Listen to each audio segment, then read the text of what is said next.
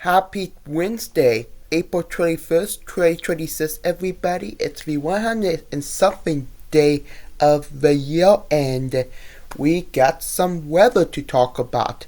With the big severe weather about to slam into some plains just after this huge tornado outbreak hit last week. So we're going to dive right into it. Started off by taking a look at this latest GFS model, and you can see here we got storm system coming into the western United States, into California and Oregon. This is probably going to be some much needed rainfall for these folks, as we got this low pressure system slanted into the west coast here. And you can see here, this storm could just be the biggest storm of the year for them. They heavily did not get any rainfall this year yet. I mean, they did, but they haven't gotten any significant rainfall, which they need it so badly, because this storm that was about to slant into the California coast was actually the first big major storm in a long time for them.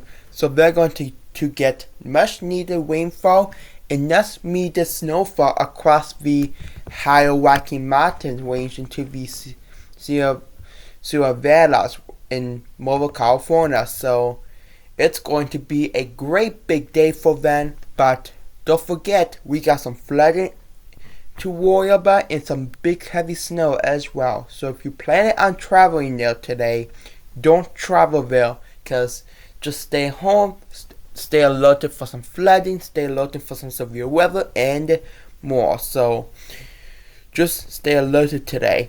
Now as we go throughout the rest of the day, you can see the storm start to spread east, while we get this little warm front trying to develop across the lower Great Lakes into the Ohio area. This could be our next severe weather maker right there, with I think wind and especially hail will be our biggest threats here, from Iowa and Missouri all the way up to about New York, where there's also some snow showers across central New England area, while this western storm is actually dominated by the rest a lot. So we might get this big low pressure system develop right there, which is causing a huge warm up and a huge warm front right there. I don't know if I can draw the warm front symbol. Yeah, my computer is just going funny here because it's just doesn't like me. But you can see we got this warm front developing here, so that will be a big plus. And then after that, as we reach through tomorrow morning here, the storm will be going through across Ohio, dissipating as we go throughout the early morning hours into Wednesday, which is the 22nd here. And as we go for our Thursday here, the 23rd, you can see this storm is parking a really big punch of cool weather that is starting to head down to the western United States, and that will cause a really strong low pressure system to develop across the Dakota area. And we got this really cool storm starting to develop, bringing down some really big, very rare Northwest April blizzard here across parts of Missouri and across parts of Dakotas and Montana here too. So this snow is going to be packing a punch here. This is a late season snowfall here. So, and we're going to be all warming up here across the central and eastern United States, while the western United States will have a cold, dry, born air coming down.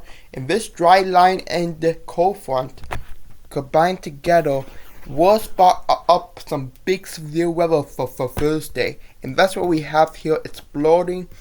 And this model, I think, really want to push it up to more into the Missouri, Iowa, and Missouri area. So this will be a big day for those severe weather as it starts to push east here.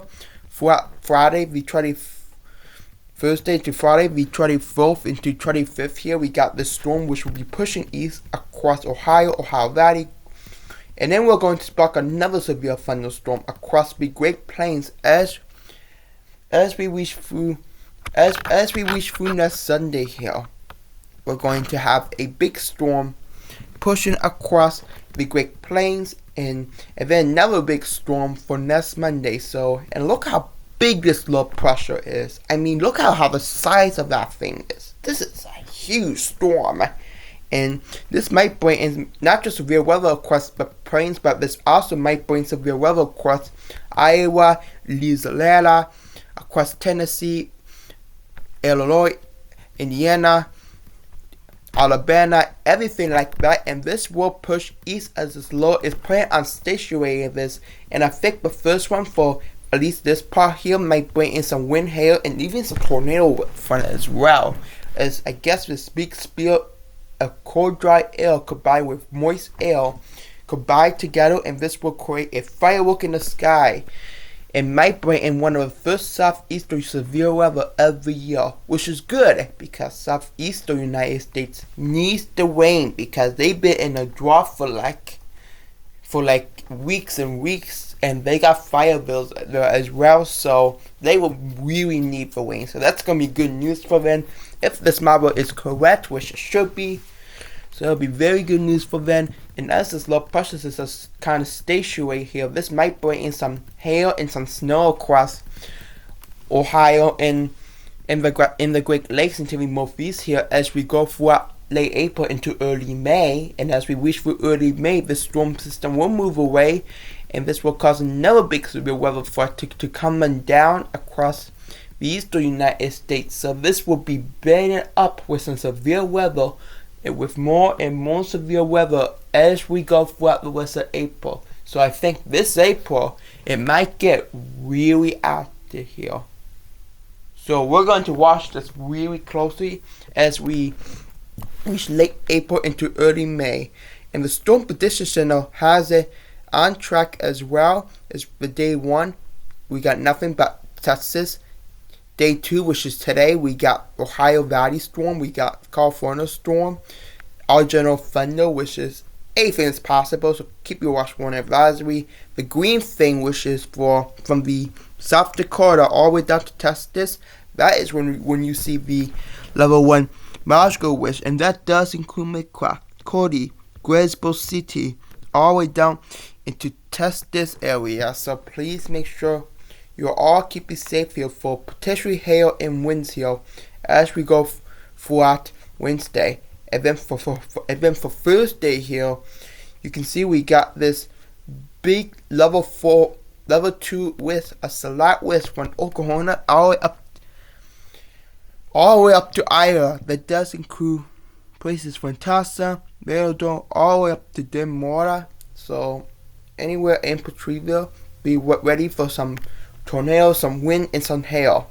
And then for day 5, doesn't stop there. We got severe weather across parts of Texas, Oklahoma, Arkansas, Missouri, and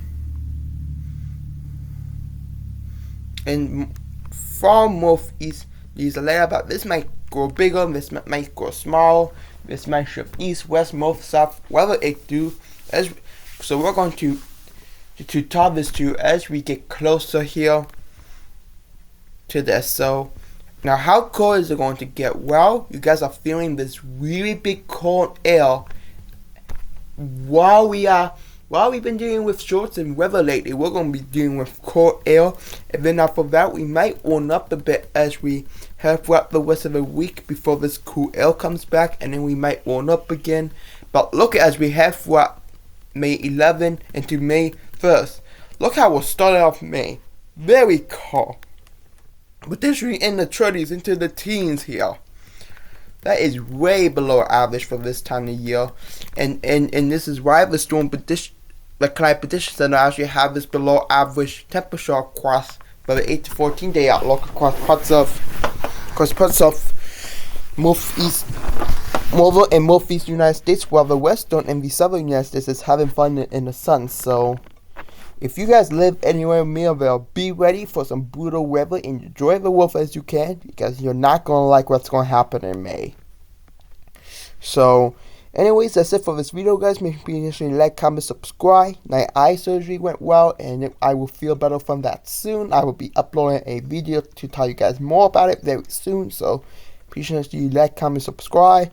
And I will see you guys in the next one. Goodbye. Whoop.